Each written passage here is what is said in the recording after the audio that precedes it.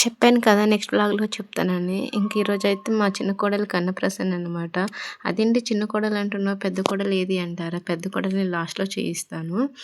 ఇంకా తనకి చాలా రోజుల తర్వాత టేస్ట్ తగులుతుంటే బాగా తింటుందనమాట పాయసాన్ని. ఇంకిక్కడ మా పిన్నయితే బాగా పెట్టేస్తున్నారు నవ్వుకుంటూ. ఇంక అయినా సరే తను మాత్రం అట్లనే తింటుంది. ఇంకా మా మరదల వాళ్ళైతే క్రిస్టియన్స్ అనమాట. అందుకోసమైతే ఇంట్లో ప్రార్థన పెట్టించారు. మేమెళ్ళేసరికి సగం అయిపోయింది. లేట్‌గా వచ్చామని చెప్పి కొంచెం అలిగింది. అయినా సరే కూల్ చేసేసాను.